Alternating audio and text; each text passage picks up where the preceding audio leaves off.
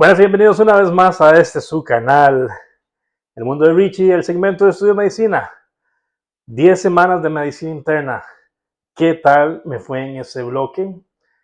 Averigüémoslos. Internado 2023. Comencemos.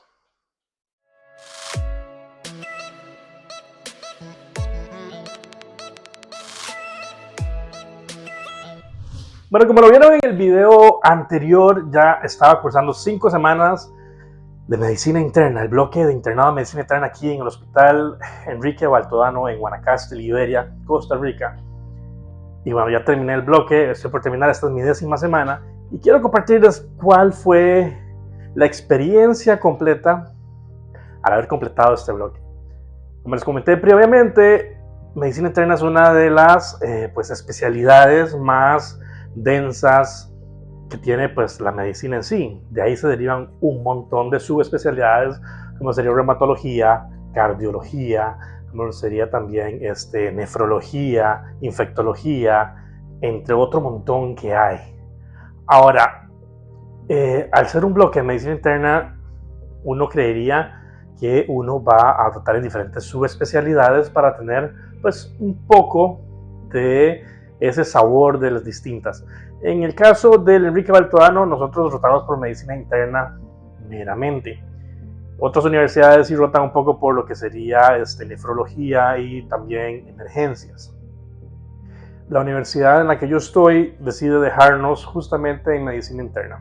Creo que hay un poco ahí de relación amor-odio entre esa decisión que tomó la universidad de dejarnos meramente en salón de medicina interna, porque creo que se nos escapa un poco más de todo lo que se puede apreciar de las otras especialidades, tanto en cardiología como nefrología, infectología, endocrinología, reumatología y de la misma área de emergencias. Ahora, creo que aunque fue así de esta manera, al cumplir ya las 10 semanas, creo que aprendí bastante, creo que tengo una perspectiva más clara de lo que uno puede enfrentar en salón, de lo que uno puede enfrentar el día a día en torno a lo que es diagnóstico, tratamiento y resolución de los problemas que se pueden presentar a la hora de abordar un paciente. Cabe también recalcar que si bien medicina interna es muy amplio, no se pudo abarcar todo el temario, solo tiene que abarcar uno como estudiante, uno como interno en su día a día, refrescando temas, leyendo artículos, repasando materia, leyendo los libros. Pero sí me dio herramientas para poder autosuficientemente o autodidácticamente poder ver un paciente, darle un ingreso, darle un seguimiento adecuado, tratarlo. Igual, los especialistas siempre están ahí con uno para llevar el caso de la mano. En caso de que uno tenga dudas, uno puede pues preguntarles y evacuar esas dudas que uno tiene. Después de la semana 5, el tutor dice, bueno, ustedes ya van terminando. Okay, 5 semanas no es terminando, pero ya nos da como un poco más de libertad. Entonces nos da camas, nos asigna esas camas y uno lleva al paciente de la mano por uno mismo. Entonces me asignaron 5 camas diariamente, solamente son las mismas, entonces uno las tiene que ir evolucionando, esas 5 camas, esos 5 pacientes, y uno hace todo solo. Obviamente uno pregunta, uno consulta, y las notas, igual el tutor de uno se las valora y dice, ok, eso está bien, no, creo que este tratamiento que estás tratando de poner no es el más adecuado, probemos con este otro. Entonces la guía siempre va a estar ahí, pero nos dan esa libertad de poder hacer lo que nosotros queramos con los pacientes. Por ejemplo, yo llegaba 6 de la mañana, 6 y media de la mañana, ya después de la 5ª semana yo llego un poquito más tarde, 6 y media, 7 de la mañana, y yo veía que tenía mi paciente que no tenía. Igual el día anterior yo dejaba todo listo, les enviaba laboratorios, si estaban con problemas, digamos, tal vez respiratorios, dejaba listo para hacer gases en la mañana, o bueno, usualmente el médico es quien hace gases arteriales, los de laboratorio no los hacen. Sí lo pueden hacer y sí los han hecho, pero eso es trabajo más del médico. Entonces yo llegaba e inmediatamente hacía gases en la mañana, tiraba las boletas o las imprimía y iba paciente por paciente para los gases arteriales, los tiraba, los iba a dejar y como por ahí de la hora y media ya tenía esos resultados. Igual laboratorio, los técnicos del laboratorio venían en la mañana, sangraban los pacientes que ocupaban control de laboratorio y por ahí de 2-3 horas ya teníamos todo reportado para ver la evolución que tenían en química, en sangre o lo que se ocupara. Usualmente siempre pedía hemograma completo, pedía si estaba con algún tipo de infección, se pide marcadores de infección, que en este caso sería PCR y procalcitonina, eso se piden aproximadamente cada 3 días. Y electrolitos completos, porque un paciente internado usualmente siempre va a desarrollar algún trastorno hidroelectrolítico, que se le puede bajar el potasio, que se le puede subir el potasio, igual con el magnesio, igual con el cloruro, igual con el sodio. Entonces hay que mantener esos trastornos dentro de los márgenes de la normalidad, de lo que se pueda llamar normalidad, porque un paciente hospitalizado pues va a tener déficit calórico, va a tener déficit hídrico porque está enfermo, está encamado, y una persona enferma pues se siente mal y no está pues en su 100% para estar hidratándose, para estar pues comiendo pues siempre. Entonces ahí entra el trabajo de todos los especialistas y de toda la comunidad médica, en donde nutrición juega un papel muy importante, enfermería, que es uno de los papeles más importantes que juega a la hora de un paciente hospitalizado, y pues medicina, que los médicos tratantes tratan de mantener ese control y dan la guía y la directriz para que pues, se ajusten las dosis ya sea de los bolos de suero o las bombas de infusión en pacientes con comorbilidades como diabetes mellitus tipo 2 o pacientes con hipertensión. Hay que darles medicamentos, hay que pues, modificarles y optimizar el medicamento para que tengan mejor cobertura y puedan pues, controlar esas presiones. Ahora, de las cosas que me dejó este bloque de medicina interna, aparte de saber manejar trastornos hidroelectrolíticos, que es muy importante, trastornos metabólicos, como un debut diabético o hipoglicemias, picos hipoglicémicos que se pueden dar de la noche a la mañana o en cuestión de horas en un paciente hospitalizado. Tratar infecciones, igual los esquemas antibióticos siempre es algo que a mí se me ha dificultado mucho. He aprendido bastante de antibióticos, he aprendido bastante sobre las familias y de los que se pueden utilizar, en qué casos y qué casos no utilizar.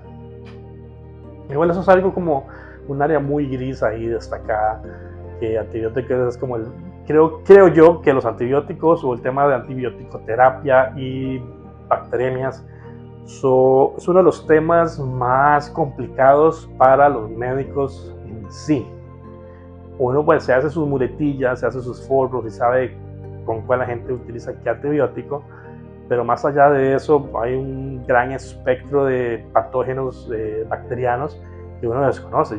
Yo en este bloque llegué a descubrir mínimo unos 10 agentes que desconocía del todo y que son súper raros, pero que se están dando con más frecuencia. ¿A qué viene eso? Pues que las resistencias bacterianas y los nuevos patógenos o las bacterias que empiezan a surgir y a agarrar más fama en la actualidad se debe a que pues lastimosamente los médicos o los pacientes demandan que se les dé antibiótico. Y muchas veces las farmacias pues no deberían ser así, pero muchos pacientes pueden acceder en farmacias locales a antibióticos. Y el usar antibióticos a la libre, sin necesidad, muchas veces tal vez tenemos un dolor de garganta, tenemos unas molestias y creemos que es pues, de origen bacteriano, en realidad es una infección viral, metemos antibióticos, eso hace que nuestro cuerpo genere resistencia hacia el antibiótico. Y las bacterias que están en el cuerpo generan esa misma resistencia, van generando y forman superbacterias. Eso es un tema que se podría tocar mucho más adelante. Es un tema muy interesante, la resistencia bacteriana que se ha creado. Por ejemplo, en infecciones de tracto urinario, como en San José lo vi mucho, que la nitrofurantoína en realidad no hace nada a los patógenos bacterianos en infecciones de tracto bacteriano, urinario, perdón, y tienen que acelerar un poquito más, trimetromil sulfametazole, entre otras, cefalexinas. Y aquí en Guanacaste es todo lo contrario. Aquí se da mucho trimetoprim sulfa a las ITUS a nivel de VICE y a nivel de piso, un paciente internado. Y cuando uno ve el panel de resistencias, salen muy sensibles a lo que serían las nitrofurantoínas. Hay hecho como una inversa. Y eso se puede ver, bueno, varía, depende de ciudad a ciudad, de provincia a provincia, de país a país. Pero sí, la resistencia bacteriana es algo muy notable, muy real. Entonces, así como tip y consejo que les puedo dar, no siempre accedan a los antibióticos, traten de estar seguros de que ocupan un antibiótico antes de tomarlo.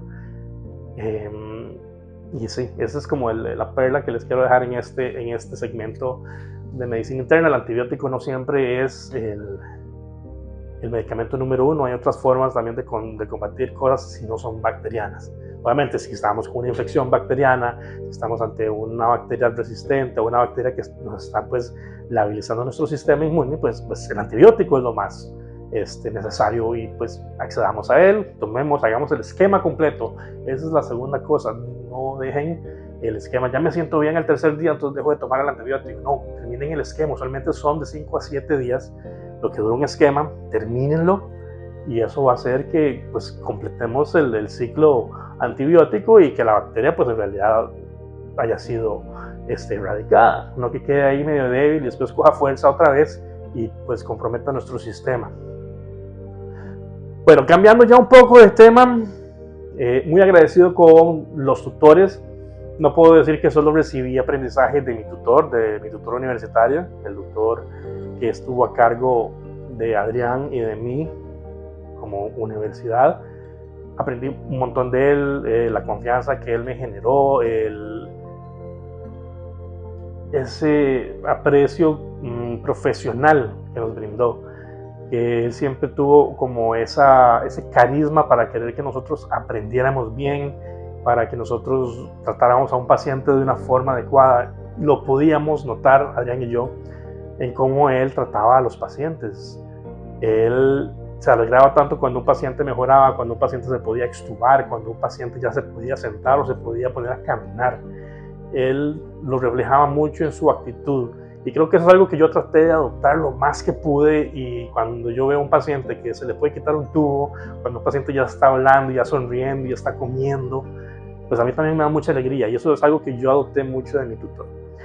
Tengo que recalcar que los otros tutores de las otras universidades también estaban para nosotros ahí, para darnos consejos, para darnos información, nos pasaban artículos. Inclusive un tutor de otra universidad nos acogió en el grupo de exposiciones y nos dio temas para nosotros preparar y exponerle a él, sin ninguna necesidad de él de tener que aceptarnos o enseñarnos. O sea, no le tocaba, a él no le estaban pagando para que nos enseñara a nosotros, y creo que eso es algo que yo aprecio mucho. Este doctor nos adoptó y nos acogió bajo su ala y nos empezó a enseñar cosas, porque creo que él también sentía esa responsabilidad de querer que nosotros fuéramos buenos médicos a futuro, y eso lo agradezco bastante. Igual a la otra doctora de otra universidad y al otro doctor de la otra universidad, que siempre estuvieron muy, muy pendientes de nosotros, de explicarnos, de darnos cátedra. En un momentito agarraba tal vez media hora, 45 minutos en las tardes, que estábamos ya tal vez un poco más flojos de las labores de piso, y nos explicaba, nos daba un tema, tal vez, qué sé yo, nos explicaba enfermedad renal crónica o enfermedad renal aguda, nos explicaba ciertos déficits que pudieran haber en alguna patología, y entonces lo hacía muy académico, y eso yo lo rescato bastante, porque el hecho de que estemos en el hospital no quiere decir que hay que dejar la academia de lado, sino que más bien hay que reforzarla, porque uno comienza a cometer errores que uno ve de otros doctores, tal vez ellos lo hacen inconscientemente, o por tradición, o porque eran otros tiempos, o porque tal vez el método con el que ellos aprendieron fue distinto. Entonces, siempre mantener la academia, mantener esa red de información fresca, vigente, que nos ayude pues a no desviarnos como para agarrar esas muletillas que tal vez puedan ser perjudiciales. Creo que de todos los internistas que estaban ahí, todos cumplen una excelente función. Tuve un excelente grupo de internos, eso también hay que recalcarlo y dejarlo muy claro. Éramos 5 internos en medicina interna y hicimos una excelente mancuerna laboral, nos llevamos muy bien, teníamos buena comunicación, nos ayudábamos entre sí. he visto mucho en otros bloques y en otros hospitales que los mismos internos se serruchan en el piso y tratan de quedar unos mejores que otros ante los médicos. Nosotros siempre tratamos de ser muy compañeros, muy profesionales entre nosotros, tenemos una buena relación, nos llevábamos muy bien, amigos, compañeros, estudiantes y profesionales, todo en uno solo, en una sola cápsula. Y creo que eso facilitó el hecho de que pudiéramos tener una mejor gestión, un mejor crecimiento, un mayor aprendizaje. Brian, que ya terminó, felicidades a ese compañero que ya terminó el internado, ahora le queda terminar tesis a él y pues hacer ECOM, él va a hacer ECOM conmigo y con los otros compañeros y espero que esté haciendo lo mejor del caso. Adrián, que es de mi universidad, ahora está en comunitaria o va para comunitaria, y Kendall, que pues se fue ya de Guanacaste, va a hacer comunitaria, cirugía y creo que le queda pedia y lo va a hacer en el GAM, no sé en cuál hospital, creo que él se fue para ámbito privado, súper bien. Creo que hicimos buena amistad, buenos compañeros, aprendimos bastante juntos y nos ayudábamos con los procedimientos. Uno llega pollito, uno llega chiquito, sin saber muchas cosas y tal vez alguien es mejor que otro para tal vez tomar una muestra de hemocultivos o de gases arteriales y dentro de los mismos saber hacer tal vez un procedimiento femoral, un procedimiento tal vez profundo o braquial, y tal vez yo no conozco alguno de esos y otro compañero lo sabe y entonces me explica cómo hacerlo. Entonces nos fuimos apoyando bastante, igual los procedimientos son de mucha práctica, y eso es primeramente. Tuve la dicha de las últimas semanas ir más un poco a emergencias durante la jornada laboral diurna, y eso me dio mucha cancha para también abordar cosas que uno debería saber básico, que no llegan a piso porque se controlan meramente en emergencias. Entonces sí, fue muy enriquecedor. Yo se lo dije a mi tutor ya después de terminar, de que él ya concluyó con nosotros, mandó las notas. Yo le dije que estaba muy agradecido con él, que este bloque de medicina interna en el Enrique Baltodano hizo que yo reconsiderara plenamente el tener medicina interna o alguna subespecialidad de medicina interna como prioridad para especialización. Yo siempre fui muy tirado como al ámbito quirúrgico y siempre he dicho que he querido hacer pues ortopedia o vascular periférico o cirugía torácica o cardiotorácica como especialidad, pero este bloque hizo que yo reconsiderara seriamente el querer optar por medicina interna o geriatría o intensiva como una especialidad. Si bien las médicas son mucho más complicadas, son mucho más pues saturadas de información, hay que estudiar mucho más que en una quirúrgica. No digo que las quirúrgicas no haya que estudiar, pero como médicas trabaja mucho medio interno y hay una derivación muy grande de todo lo que pueda afectar, implica mucha más dedicación y creo que vale la pena. Y yo soy una persona que a mí me gustaba muy poco medicina interna durante la universidad. Yo lo dije, los cursos de medicina que yo llevé, ok, sí, los pasé todo muy chiva, pero nunca le demostré ese interés porque no me llamó mucho la atención lo que era la medicina interna. Fue hasta que llegué aquí y estuve frente a frente al paciente, estar hablando con él, con los familiares, ver las patologías, tratarlas y darle una buena resolución. Y yo dije, puña, en realidad es una especialidad que yo considero que sí me gusta. Y como todo, uno sale de la U diciendo, no, es que a mí no me gusta esto, no me gusta lo otro, a mí me gusta tal cosa. No es hasta que uno esté en la trinchera o hasta que uno esté en la batalla frente a frente con el paciente que uno se da cuenta qué es lo que en realidad le gusta a uno y qué no. Porque yo cuando terminé comunitaria dije, comunitaria es muy chiva, me gusta mucho porque es atención primaria, uno ve mucho, le da control seriado al paciente, uno los ve más seguido y me gustó, pero creo que me gustó un poco más el trato con interna, más porque es más resolutiva en el sentido de que el paciente entra, lo internan, lo trato, lo mejoro y lo mando para la casa. Entonces siento esa satisfacción de que es muy resolutiva. En el EVAES uno los ve cada 3 meses, cada 6 meses, y el paciente puede venir mejor o puede venir peor. Entonces uno se puede o alegrar o se puede frustrar. Entonces esa es como una competencia ahí de amor-odio entre tener un paciente cada 3-6 meses y que esté bien o que esté mal.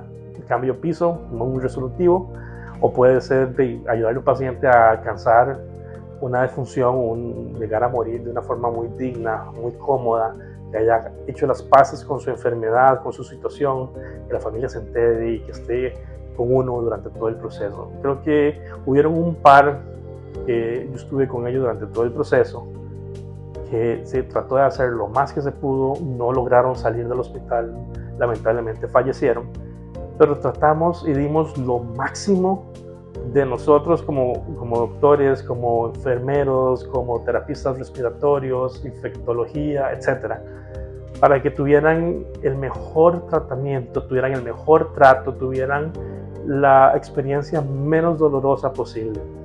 Lastimosamente, a veces el cuerpo pierde la batalla y no hay mucho que se pueda hacer más que darles pues todo de uno para hacerlos sentir lo más cómodos posibles hasta que llegue el final. Y muchas veces, más de una vez, un familiar llegó y me lo dijo a mí, más que al internista, que creo que en realidad ellos son los que deben llevarse todo el mérito. Uno está plenamente ahí como estudiante y ayudándolos en lo que se puede, pero quien hace todo el trabajo es el internista hasta cierto punto. Pero más de una vez llegó un familiar y me dijo: muchas gracias por todo lo que ustedes hicieron, porque yo sé que tal vez no pudo vivir mi papá, no pudo vivir mi mamá, más allá de la enfermedad, pero sé que ustedes lo dieron todo y él lo hizo o murió de una manera muy digna, murió cómodo, sintiendo la menor cantidad de dolor posible. Y eso es gratificante, ver que un paciente reconoce ese tipo de cosas. O sea, como hay pacientes también difíciles y uno tiene que aprender a lidiar con esos, las buenas experiencias de las personas que le agradecen a uno es muy bonito. Pero en fin, este era el video que les quería dar el día de hoy, semana número 10 de medicina interna. Vamos a ver qué me espera en el próximo bloque de cirugía. Soy un poco nervioso porque es el que tengo más ansias, de que tengo más expectativas. Vamos a ver qué pasa con eso. Si les ha gustado este video, por favor, déjenme ese like ahí bien marcado. No se les olvide de suscribir. Déjenme en los comentarios qué les pareció este video, qué aportes tienen, alguna vez han estado hospitalizados, si han tenido trato con algún médico interno durante su hospitalización. ¿Qué les pareció? Cuéntenme todo eso. Compartan el video y nos vemos en una próxima entrega. Les dejo mis redes sociales por aquí abajo. Hasta luego.